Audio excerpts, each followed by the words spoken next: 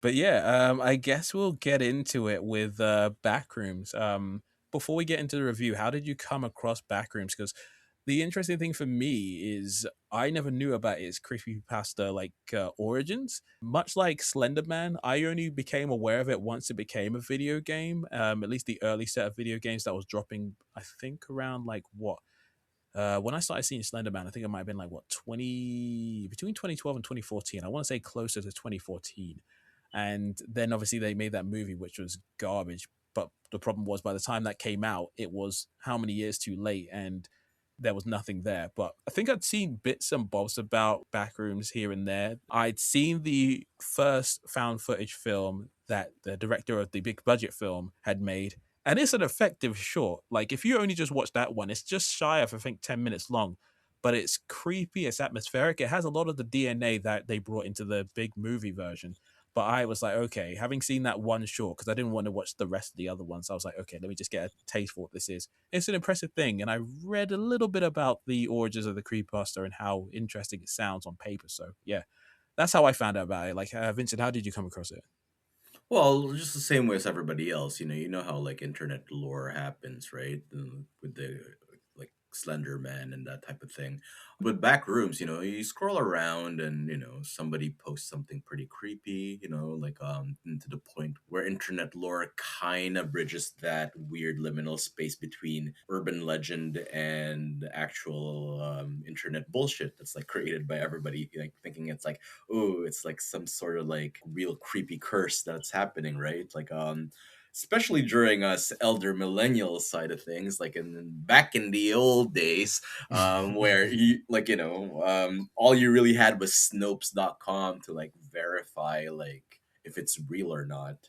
And I guess back in our day, like the when like misinformation isn't that insane as it is in the last few years, where you kind of keep it in the back of your head, and then when you go, oh, that's not true, okay, that's cool, or oh, that's real, oh, that's okay, like you just, it's not like that important, it's not in the forefront of your mind, but it does its job with its like really creepy analog undertones, right?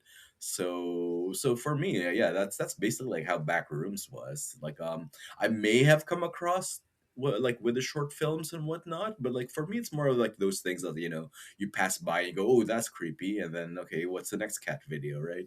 And Yeah. yeah, I guess it did its job. And once it once the trailers came out, it's like, oh, like, yeah, but I also remembered like reading in Variety like a few years ago that Kane Parsons was picked up for the project, and it's like, oh, that's a thing. And then then it just gets filed away into the stuff that you don't care about until, ooh, like a trailer came out. That's cool, but yeah, I am familiar with the short films. I am familiar with the games that came out in Steam.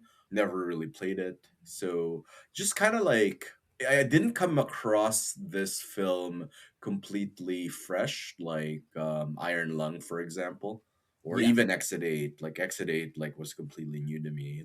So I have some idea of it, and I have some idea of like certain bits and bobs of like how it worked. Like it's kind of intuitive, like just working with that all that knowledge that the internet lore has given me, right? And kind of like something also blends in with like SEMP, that type of thing. Mm. But yeah, that's basically what you get for wading through all the brain rot that's in our internet these days. That's fair. So yeah, straight up, I will say in terms of like general impressions, I enjoyed Backrooms quite a bit. It was similar to what I expected it to be, again, coming out of that first found footage film that I saw, I think about a month or two ago. I think it was around a month ago now.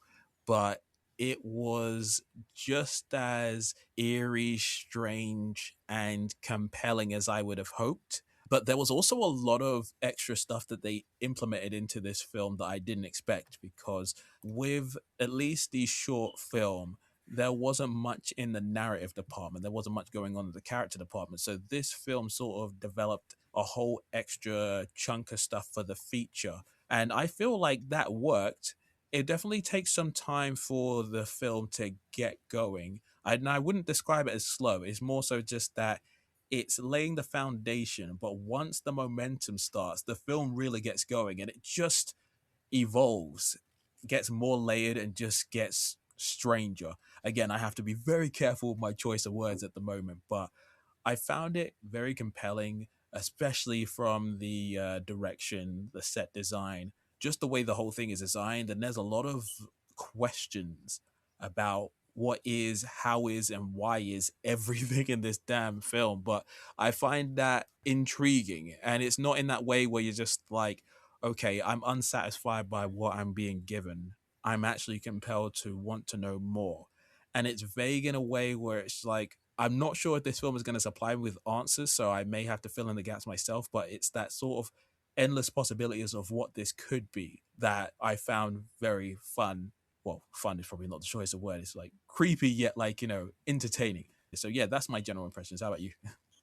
Well, one thing that's like that really is eye catching about the film, I really want to compare it to Sinister, like the first Sinister, Scott Derrickson's film, the one who made Black Phone, where the mixture of the analog footage, the analog horror, really gets takes it to a different level when you start filming it with the high eight camera from kind of like a prosumer camera that they used to film those like weird ads like in the 90s, right? Like Mhm. it really takes me back, like that whole 1990s vibe, right? Like the whole late night TV networks. And yeah, it's kind of crazy like how that just like brings me back. And but I think the most effective part is that whole home video aspect of it, right? It's creepy because it's something about how those home movies, it's different from say watching a clean cut of a film.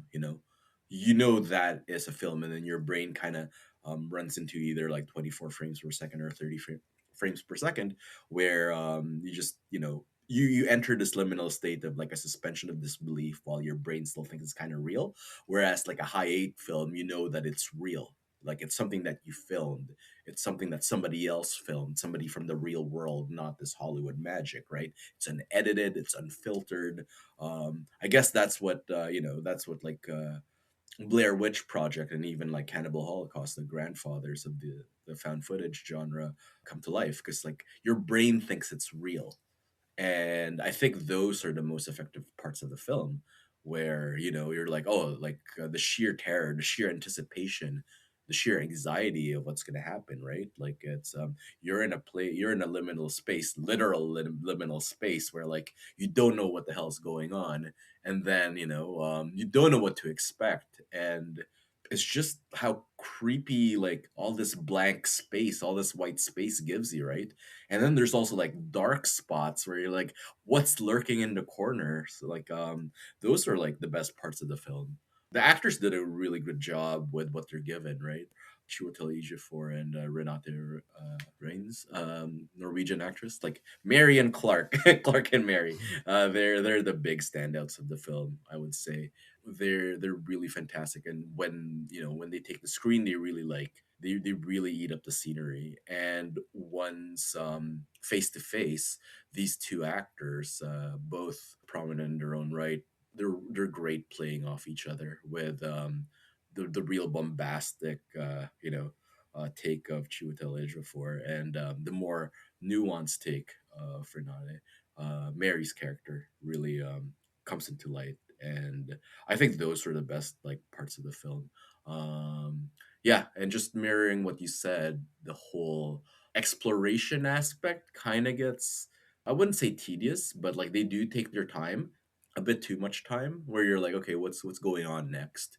Whereas if once it's back into the analog horror bit, that's when like what's going on, there's this anxiety with like the way the camera is moving, with you're in the shoes of the cameraman, and the whole home video aspect of it. You don't know what's going to happen, we don't know what's coming on next. I think that's what pushes the anxiety. Whereas like when you go back to the clean type of film, you're kind of back to safety, I would say. There's like this bit of safety when it's back into the clean like digital world, even if the setting is 1990. Like it is shot like digitally. So yeah, there's that. So my thoughts. Appreciate it, man. Honestly, I feel like that's as far as we could probably go without going into spoiler territory, because there are elements of this film once you're in the back rooms, certain things appear, certain aspects become clearer, and there is an appearance that if I was to even mention the person, I think that would raise a few eyebrows. So that's why I want to get into the spoiler territory now. But um, for the time being, I'll just say, yeah, I think. Would you say that overall you enjoyed your time with this one? Well, like I did enjoy like what I experienced. I really liked learning more about the world, learning more about like every aspect of it, you know, like just trying to solve the mystery that's quite unsolvable, you know, like I think the thing with these types of movies is there's just delicate balance between having that mystery, sort of like the X-Files, right? You can't give too much away, nor can you delay giving enough information. Because what happens is, like as I said, like during the exploration bits of it, we need to know more. You know, there's this weird give and take. You know, there's this weird tug of war between your interest and like, okay, too much mystery, or don't give too much because like you don't want to break the magic, right? It's a really delicate balance, and like they I think for the most part, Kane Parsons did his job well. Where I would say like the only trade off is it just takes a little bit more time to get to where he's trying to lead us to, right? So I would say, yeah, like I don't know if they shaved off a few more minutes, if it'll be different, or maybe if they shave off a few more minutes, like it'll feel like the balance will tilt to the other side, where okay, you've given too much of the magic, right? I think like for the balance part, like he did tread a really delicate line, and I think he succeeded in doing so. And yeah, I totally agree for the most part. I would say Kane Parsons, it's really cool that he was able to come from the short films and work on this, because you can tell that he has a very clear understanding of what this is, how he wants to move through this space and demonstrate to the audience what this sort of strange experience is. And I'm very curious to see what he does next as a director, because I feel like he's got a lot of cool ideas, and he could probably do really well in the horror space going ahead. Even though this one leaned more in the psychological direction, I feel like he'd still have a pretty good hand and doing more. And he's so young, so yeah, I'm very curious to see what he'd do with follow up movies.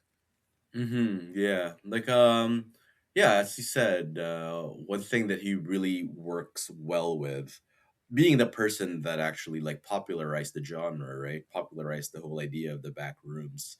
Like he didn't start the lore, but you know, he's the one that really brought it to the forefront with the short films and whatnot. I guess also with just having that knowledge with the source material, being really deeply ingrained with the source material, I would say that's what made him stand out as the best person to pick for this project. I would say even compared to like Markiplier, right? Like I think Markiplier is really he really knows the source material. He's really like married to the work. But at the same time, I think it also kind of doesn't make him the best kind of person to tell the story to. Like I would say, like he would be there, but like somewhat there's he needs to have a little bit more detachment. And I would say like Kane Parsons is like, since he didn't really start the lore, but he knew the source material really well, I would say Mm. that like he had a bit of a detachment to the point where like there's a certain point where I was like, wow, like I thought to myself, wow, this director knew like really knew the assignment, and he really like submitted the assignment really well. And I go, but wait, what am I thinking? Like it's like the artist where you knew that he did like some he submitted something great, but like you weren't seeing the work. You weren't seeing like the like how the sausage is made. It just he just submitted something that was good. It's just like it really feels like a well adapted film, even though, like once you know the nuance behind the work, like he really knew the work, but he really also knew how to do his job as a horror director. So like I really mirror your statement where like he has a future in the horror space, right? Like he Hmm. will be doing a lot of good work, so long as he doesn't pull a Josh, Fantastic Four guy. Anyway, God. but one thing is like he really knows how to use all that empty space, because even not just with the back rooms, that whole suburban 90s, like I don't know, Southern California nightmare, like stuff that David Lynch always like writes about. It's different when you're in the 90s and you're in like Southern California. I was always there because my cousins lived in Southern California, and like the most backwater like tumbleweed tech type of towns, and it's just there's nothing to do, and there's a lot of empty space. And then you go into one of these goddamn furniture shops, and you're just like, there's just like creepiness. Like, what if I get lost here? Even though like there's really not a lot of hiding spots, but it's just this blank space. It's just like devoid of life, which is basically like, sorry to say, if if you're listening and you're living there, you're like now you have the internet to like bide you over, but like in the 90s where you only had cable TV, it's not fun. Oh my god, it's like, yeah, like I could like imagine that anxiety as a kid and like and as an adult. Like imagine if you're an adult and you're there and going through a divorce or going through a traumatic, like getting through a traumatic childhood, which is what these characters are going through, right? Like you're just like, "Ugh." And then you come across this space, and I just love how the script, like they're trying not to say backrooms. They're just when they're trying to like describe where they're at, we're in the it's like an office. I'm just waiting for them to go, we're in the back rooms, Well, just like a Will waiting for Smith sort like of just Suicide Squad waiting for like situation. a situation where they say that, and you're just like, just I don't know if you'll just get a laugh from the audience, because it just feels like a fourth wall break at that point. Yeah. But yeah, like, but I could see that like the actors are just trying not to say back rooms. Just like, don't say back rooms. Just please don't say back rooms. But you're also like waiting for them to say it. You're just like, come on, just say it. Just say it. I know you want to. What do you mean office space? It's a back room. Or you could just be super casual about it, like in Rogue One, where they're just like, "Oh yeah, what's your name?" It's like Rogue One. There you go, bam, Yeah, name of the movie. yeah.